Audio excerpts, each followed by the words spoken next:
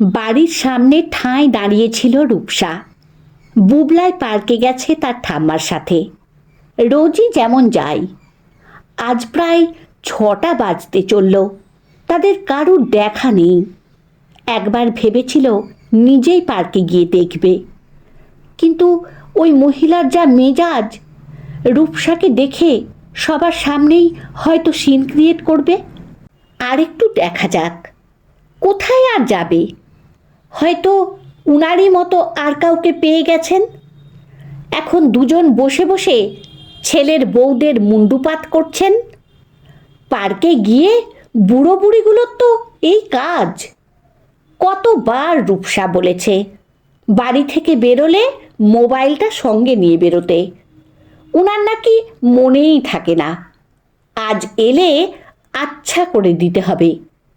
কৌশিককেও বলবে যেন বেশ দু কথা শুনিয়ে দেয়। গেটে দাঁড়িয়ে দাঁড়িয়ে হঠাৎ শুনল ভেতরের ঘরে ল্যান্ডফোনটা বাজছে। ফোন ওঠাতেই ওপারে কৌশিক, যথারীতি কেজো স্বর। অফিস থেকে বেরোচ্ছি, কিছু আনতে হবে? না। তোমার মোবাইলে কল করেছিলাম, ধরলে না কেন? ও, মোবাইলটা বেডরুমে চার্জে বসানো, ভুলেই গেছি। আমার কি আর মাথা ঠিক আছে? কেন, কি হয়েছে? কি আবার হবে? তোমার মা বুবলাইকে নিয়ে পার্কে গেছে, এখনো আসার নাম নেই। তুমি আজ এসে ওনার সাথে কথা বলবে। প্লিজ রূপু, অশান্তি বাড়িয়ে লাভ আছে কিছু? কদিন বাদেই তো আমরা ফ্ল্যাটে শিফট করছি, এই কটা দিন একটু অ্যাডজাস্ট করে নাও। কৌশিক আর কথা বাড়ালো না, রেখে দিয়েছে ফোন। কৌশিককে আজকাল যত দেখে অবাক হয় রূপসা। এই কি সেই কৌশিক যে কলেজে সোশ্যালে রূপসার গান শুনেই প্রেমে পড়ে গিয়েছিল? রূপসা তখন কেমিস্ট্রিতে অনার্স নিয়ে পড়ছে, সেকেন্ড ইয়ার। কৌশিক কোনো এক বন্ধুর সাথে এসেছিল রূপসাদের কলেজে। প্রথম দেখাতেই নাকি কৌশিক তার প্রেমে পড়ে গিয়েছিল। অনুষ্ঠান শেষ হতেই গ্রিন রুমের বাইরে রূপসাকে পেয়ে সরাসরি প্রস্তাব দিয়েছিল সে। রূপসা প্রথমটা পাত্তা দেয়নি, ভেবেছিল এরকম ঝোড়ো হাওয়ার মতো প্রেম ঝোড়ো হাওয়ার গতিতেই হারিয়ে যাবে।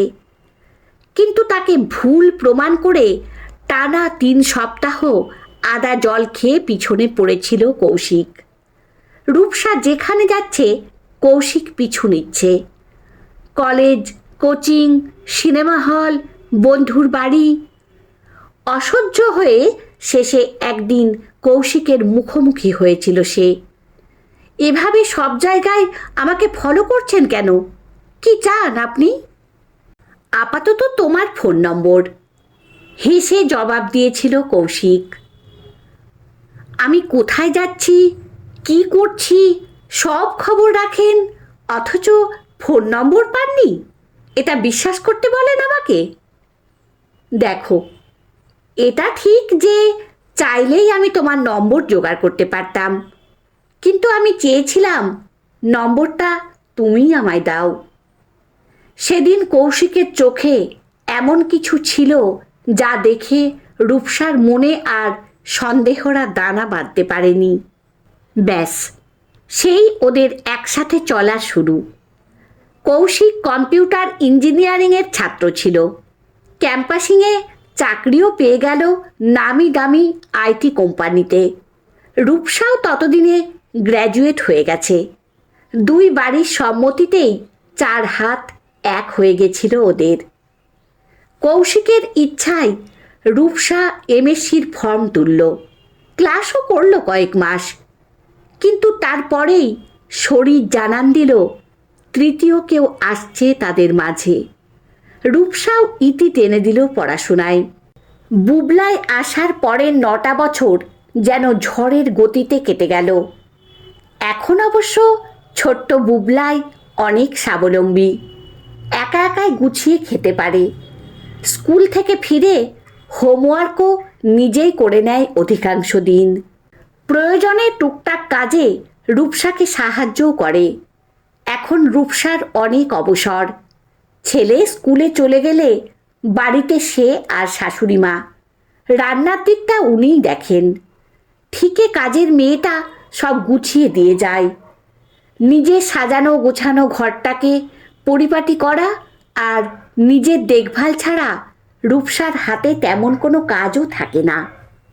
বান্ধবীদের প্রায় সবাইকে চাকরি করতে দেখে আজকাল খুব আফসোস হয়। ইস, মাস্টার্সটা শেষ করলে অন্তত প্রাইমারি স্কুল টুলেও চাকরি জুটে যেত। চাকরি করলে সংসারের অনেক ঝুটঝামেলার থেকে দূরে থাকা যায়।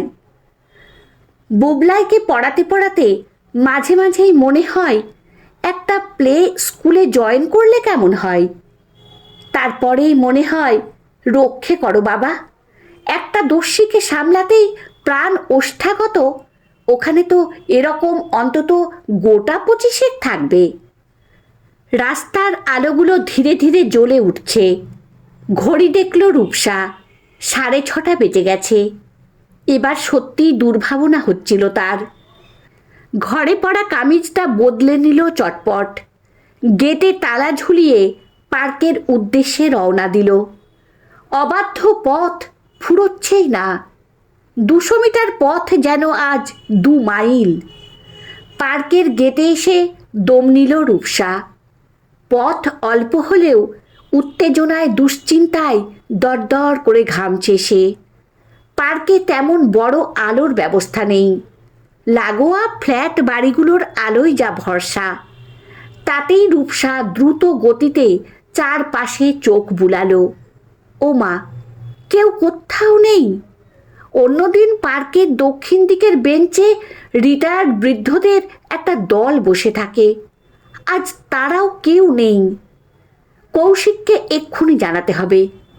নিশ্চয়ই মারাত্মক কিছু ঘটেছে। কি হতে পারে? অ্যাক্সিডেন্ট, ছিনতাই, কিডন্যাপ? না, আর কিছু ভাবতে পারছে না সে। কৌশিককে ফোনে ধরার চেষ্টা করল।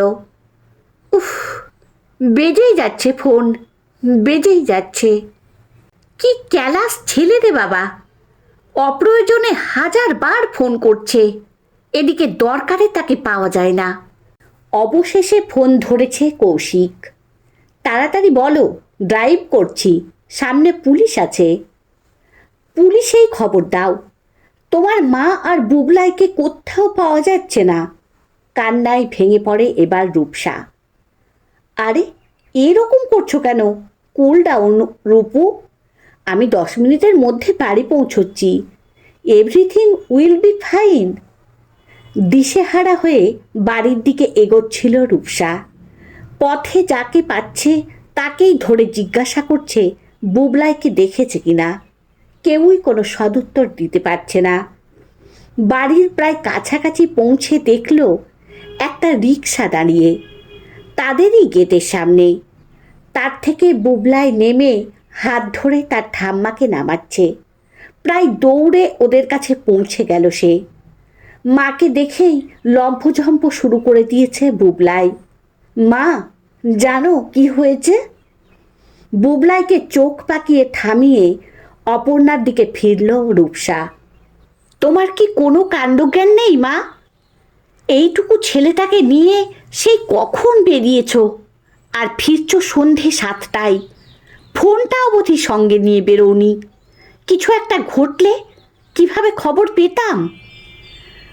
বুবলাই তো আমার সাথেই ছিল রূপসা, এত দুশ্চিন্তার কি আছে?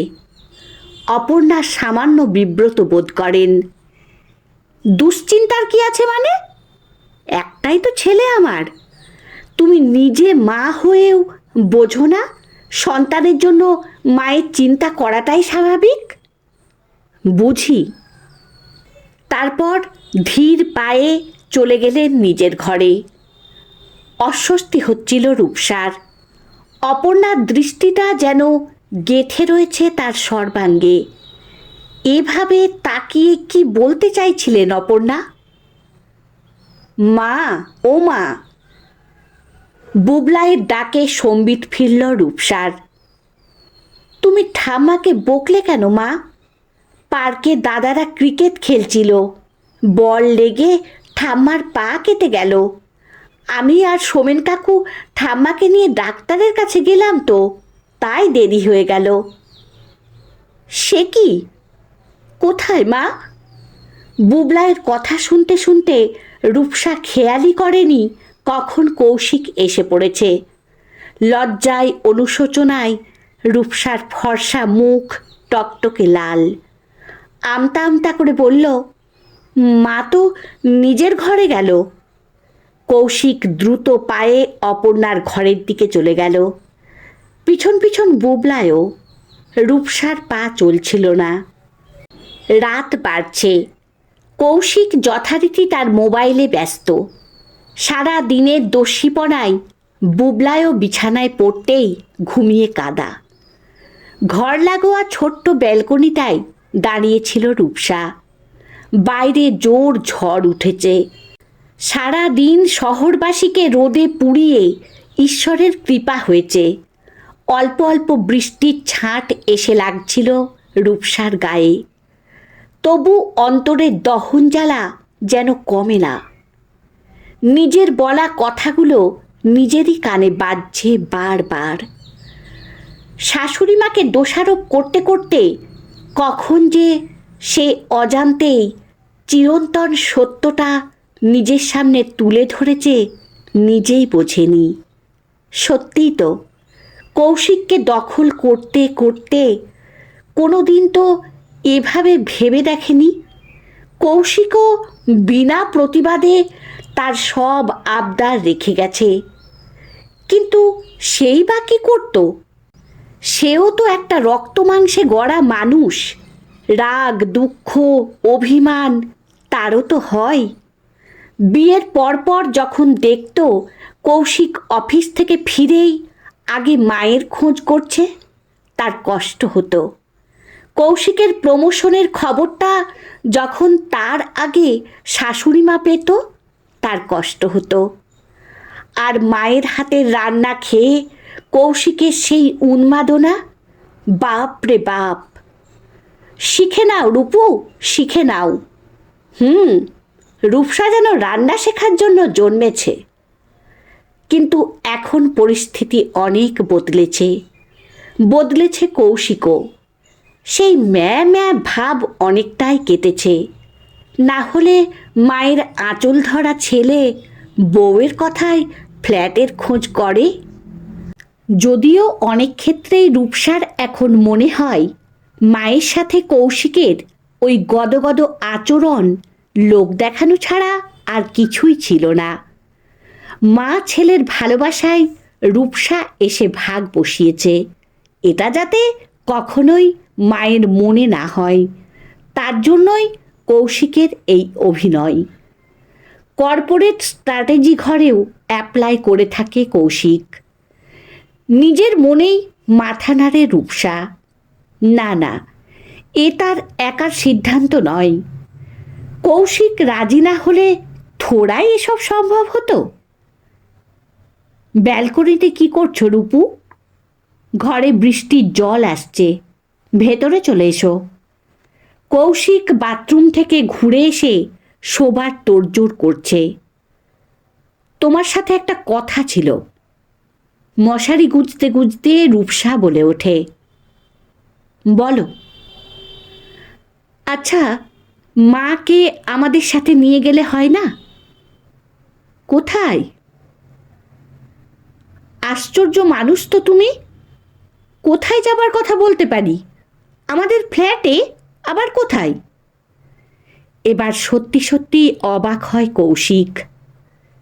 তুমি এ কথা বলছো? কিন্তু আপত্তি তো তোমারই। আমার একার আপত্তি? তুমি বলনি মায়ের জন্য তোমার প্রাইভেসি থাকে না? মায়ের জন্য তুমি বন্ধুদের ডেকে মাঝরাত অবধি আড্ডা বসাতে পারো না? একদম বাজে কথা বলবে না, হিস হিসিয়ে ওঠে কৌশিক। আমার মা থাকাতে তোমার বাপের বাড়ির লোকেদের যাওয়া আসায় অসুবিধে হচ্ছে, এ কথা কে বলে?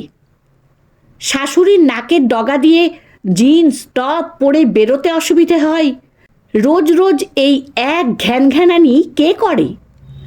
রান্নাঘরের দখল আমার মা নিয়ে রাখে, এ কথা কে বলে? মায়ের সাথে আমি দুদণ্ড কথা বললে কার মুখ হাঁড়ি হয়? কৌশিকের ছোড়া একটার পর একটা তীরে বিদ্ধ হতে হতে রূপসা ভাবছিল, এত বিষ ভরে রেখেছে কৌশিক নিজের মধ্যে। কি আর কথা নেই কেন? তুমি যে আমার মাকে কত ভালোবাসো আমার সেটা জানতে বাকি নেই। Better leave this topic. রূপসাকে চুপ করে থাকতে দেখে মনে মনে তৃপ্ত হচ্ছিল কৌশিক। সপক্ষে সাজানো যুক্তিগুলো তাহলে ঠিক জায়গাতেই লেগেছে।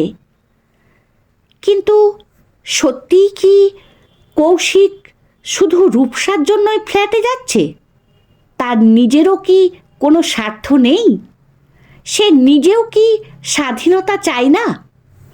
মা তাদের কোনো স্বাধীনতায় হস্তক্ষেপ করে না ঠিকই, কিন্তু মায়ের প্রবল ব্যক্তিত্বের সামনে নিজেদের ইচ্ছে অনিচ্ছেগুলোকে প্রকাশ করতেও কেমন যেন বাঁধো বাঁধো ঠেকে। সবচেয়ে বেশি কষ্ট পেয়েছে কৌশিক যখন দেখেছে তাদের ফ্ল্যাটে যাবার খবরটা শুনেও মা একদম নির্বিকার। আদরের বাবুয়া ফ্ল্যাট কিনেছে, বউ বাচ্চা নিয়ে বৈশাখেই শিফট করবে, সব শুনে মা কি একবারও মানা করতে পারত না? এ কি শুধুই মায়ের জেদ, নাকি দীর্ঘদিনের জমে থাকা অভিমানের প্রতিফলন? অনিচ্ছা সত্ত্বেও ছেলে বৌমার সব আবদার মেনে নেওয়াটাও তো একরকম নীরব প্রতিবাদ। এভাবে তাকে বিপন্ন করে কি পায় মা? অসহ্য, বড় অসহ্য লাগে আজকাল এই বাড়ি। বিছানায় এসেও উঠে গেছে কৌশিক ভেজা ব্যালকনিতে। অস্বস্তি তাড়াতে সিগারেট ধরিয়েছে একটা। ঝড় থেমে গিয়ে আকাশ পরিষ্কার এখন, তবু মনের মেঘ কাটে না। একটার পর একটা দৃশ্য এসে থাবা বসায়। মাধ্যমিকের পরে ছুটিতে বাবা মায়ের সাথে নৈনিতালে বেড়াতে গেছে কৌশিক। ঘোড়ায় চড়ে টিফিন টপ যেতে গিয়ে বাবা পড়ে গেল ঘোড়ার পিঠ থেকে। পাথরে মাথা ঠুকে অসম্ভব রক্তপাত। নৈনিতালের সরকারি হাসপাতাল কিচ্ছু করতে পারল না। চোখের সামনে রক্তক্ষরণ হতে হতে বাবা শেষ হয়ে গেল। সে সময় কি অসম্ভব শক্ত ছিল মা! হাসপাতাল, পুলিশ, সমস্ত ফর্মালিটি একা হাতে সারল। কৌশিকের গায়ে আঁচটুকুও লাগতে দিল না। কলকাতায় ফিরে মা অনেক চেষ্টা করল বাবার অফিসে একটা কাজের জন্য। প্রাইভেট কোম্পানি, এককালীন কিছু টাকা ধরিয়েই হাত ধুয়ে নিল। অগত্যা টিউশনি শুরু করলো মা, সাথে অফিস। পাড়ায় দুপুরের খাবার ডেলিভারি। দেখতে দেখতে এত অর্ডার আসতে লাগলো যে দুজন হেল্পার রাখতে হলো। কৌশিক ভাগ্যক্রমে সরকারি ইঞ্জিনিয়ারিং কলেজে পড়ার সুযোগ পেয়ে গেছিল, কিন্তু বাড়িতে কম্পিউটার না থাকায় পড়ার অসুবিধে হচ্ছিল তার। মাকে বলতেই মায়ের সামান্য সম্বল থেকে একজোড়া বালা বেচে দিয়েছিল। 19 বছরের জন্মদিনে কম্পিউটার উপহার পেয়েছিল কৌশিক। এখন মনে হয় সে কি পারত না সাইবার ক্যাফেতে গিয়ে প্র্যাকটিস করতে? নিজের খরচ চালানোর জন্য টিউশনি শুরু করবে ঠিক করল কৌশিক। পড়ার ক্ষতি হবে বলে মা করতে দিল না। উল্টে বাবা সারা জীবন যা অপছন্দ করেছে সেটাই করল মা। দোতলায় ভাড়াতে বসালো। দাদুর এত সাধের শান্তির নীরকে অশান্তির নীর বানিয়ে ছাড়ল। কৌশিকের বিয়ের আগে কত সাধ্য সাধনা করে সেই ভাড়াটেদের তুলতে হয়েছিল, ভাবলেই দাঁত কিরমির করে কৌশিকের। বিয়ের আগে মাঝে মাঝেই তুচ্ছ কারণে রূপসার সাথে ঝগড়াঝাটি হতো। একবার তো প্রায় সম্পর্ক শেষ হয়। মানসিক চাপে পাগলের মতো অবস্থা হয়েছিল। তখনও মা বুঝতে পেরে মাথায় হাত রেখেছিল, ধৈর্য ধরতে বলেছিল। অথচ এই রূপসাকে কেন্দ্র করেই বারংবার মায়ের সাথে বাদানুবাদে জড়িয়েছে কৌশিক। তবে প্রতিবারই মা নীরবতা দিয়ে বুঝিয়ে দিয়েছে দোষী কে বা কারা। দোষ কি মায়েরও নেই? চাকরি পেয়ে মায়ের জন্য যখন একজোড়া বালা গড়িয়ে আনলো সে, কি অবলীলায় বালাজোড়া রূপসাকে দিয়ে দিল মা। ছেলের দেওয়া প্রথম উপহার কি নিজের কাছে রাখতে পারত না মা? এ কি কৌশিককে হেয় করা নয়? রূপসা যখন বুবলাইকে পড়াশোনার অজুহাতে মায়ের ঘর থেকে টেনে টেনে নিয়ে আসে, তখনও তো মা কি ভীষণ পাথরের মতো মুখ করে বসে থাকে, যেন কিছুই হয়নি, প্রাণপণ চেষ্টা করে নির্বিকার থাকার। প্রাণপণ চেষ্টা করে নির্বিকার থাকার। শুধু কৌশিক জানে মা পুড়ছে ভেতরে ভেতরে, তবে মুখ ফুটে কিচ্ছু বলবে না। এত জেদ মার। এই জেদি মহিলাকে নিঃসঙ্গ করে চলে যাওয়া ছাড়া আর কী বা করবে সে? একাই থাকুক মা, অন্তত একটা দিনের জন্য হলেও ছেলের গুরুত্বটা বুঝুক। হয়তো এটাই নিয়তি। আর নিয়তির কাছে মানুষ তো নিতান্তই অসহায়। বিছানায় শুয়ে ছটফট করছিল রূপসাও। অন্যদিন বালিশে মাথা দিলেই ঘুমে তলিয়ে যায় সে। আজ কিছুতেই ঘুম আসছে না। কৌশিকের বলা প্রতিটা শব্দ হুল ফোটাচ্ছে সারা শরীরে। তবে কি কৌশিকের মনে তার প্রতি কোনো ভালোবাসাই নেই? নেই তো। থাকলে কি এভাবে আঘাত হানতে পারত? সে কি তবে শুধুই কৌশিকের জেদ ছিল? তাই হবে। যে ছেলের মায়ের জন্যই কোনো টান নেই, সে বউয়ের হবে কি করে? ঘুম আসছে না কৌশিকেরও। যুক্তি অপযুক্তির জাল ফেলে বারবার নিজেকে স্বচ্ছ প্রমাণ করার চেষ্টা করছে। বারবারই নিজের কাছে হেরে যাচ্ছে।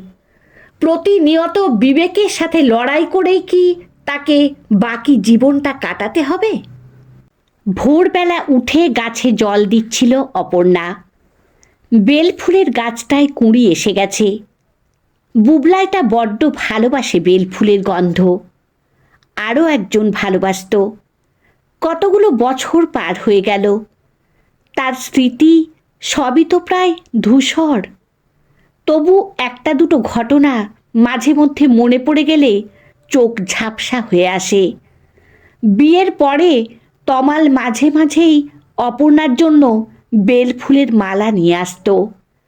সবার রাতের খাওয়া দাওয়ার পাট চুকলে অপর্ণা যখন ঘরে আসতো, লাজুক লাজুক হেসে অফিসের ব্যাগ থেকে কলাপাতায় মোড়া বেলফুলের মালা বের করে অপর্ণার হাতে দিত।